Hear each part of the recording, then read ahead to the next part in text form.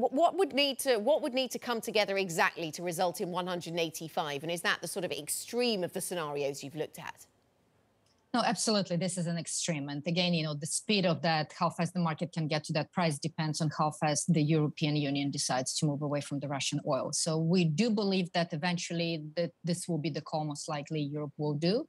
So they will try to move away from the Russian energy in general, but the market just needs time. Yes, if they do it immediately, if we see an announcement coming through very quickly, then we absolutely see the prices heading as high as $185. So it's pretty much, it's 4 million barrels per day loss for the market, which cannot be absorbed quickly.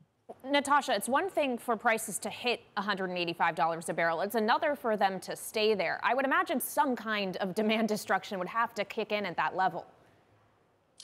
By all means, yes, 185 is the demand destruction for sure will start coming in through that. We already see some demand actually weakening. For example, U.S. gasoline demand has been significantly below at least our expectations since November of last year. So we already see that, but by all means, another $85 higher, we would see significant hit to demand.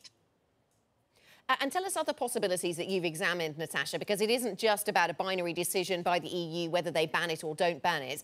There are other tools that they could use, other tools that they could introduce, such as a cap, perhaps, or a tax. I mean, these have complexities to them, and they wouldn't want to shoot themselves in the foot, perhaps, with these measures. But what's your analysis? What does your analysis tell you about the impact that those types of measures would have? So I think something to keep in mind is that to get the full embargo, it needs to be a decision that is made by all 27 members of the EU. And clearly, right now, we have 9 countries that have actually committed, and they have planned, like Germany, Poland are very good examples of that. But at the same time, we have 4 countries that said absolutely no. So because of that, the European Union has a moral choice to make. And there are many, as you absolutely correctly pointed out, there are many different options to choose from. Taxes is one of them. Price cap is another. Escrow account, yes, if you say that, okay, we'll cut the price at about $50. Anything above the price of $50 and the market price goes into escrow account, which after that is being distributed for particular reasons and particular initiatives, but the rest is paid in energy bills, which by definition will become smaller versus what the European Union is paying currently. So many different options to look through, not just the full embargo, but what we're pointing out is that the timing matters immensely because the market needs time to adjust.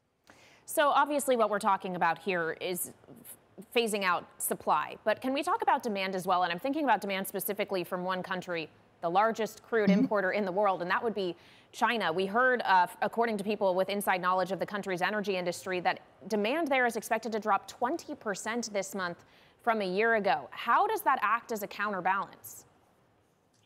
Everything helps, yes, because at the moment the market is relatively balanced. We start seeing the first SPR releases. Those are big numbers. It's about 1.3 million barrels per day that we're expecting. But at the same time, if you look, the Russian exports in general have been declining, let's say on average about 1.3, 1.5 million barrels per day. So what we're seeing from SPR releases is actually offsetting everything that the drop in the Russian exports. But on top of that, we have a whole list of other disruptions. Libya is one of them. Yes, we're losing about 500,000 barrels per day there. So any weakening in demand definitely helps to balance the market. And I think it's one of the reasons what the market is trying to solve for. And you see the price, hovering at around, $105, $107, is that exactly what is happening in China and how strong will be the hit to demand. Overall, the numbers 20% sounds extreme, but I would have to say around 1 million barrels per day.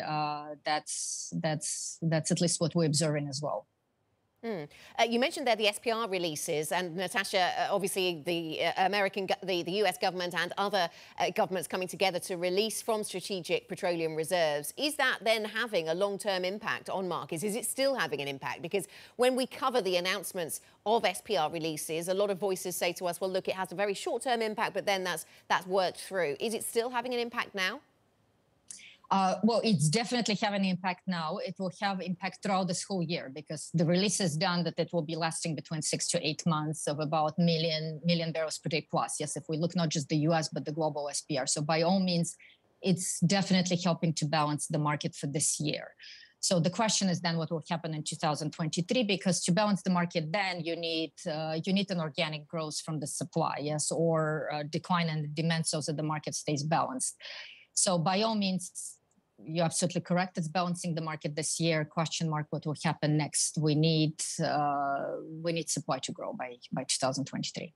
Well, talking of supply, we got earnings out of Schlumberger, which of course is an oil services company today. They're speaking on the call right now. One of the headlines out of that is that the oil sector is heading for its best margin since 2008. I have some questions as to how that's going to go over politically when you have a Biden administration that has been encouraging shale in particular to pump more.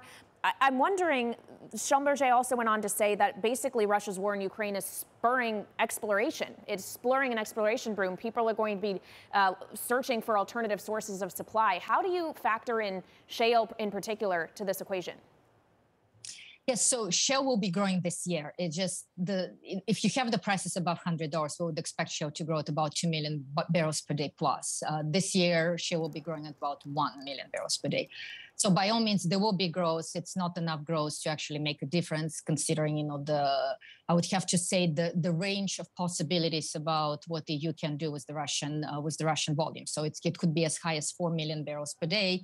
We think it's actually the loss will be about 2 million barrels per day. So by all means, U.S. supply is very, very much needed, and the whole is being felt in the market. And you see the price reaction to that.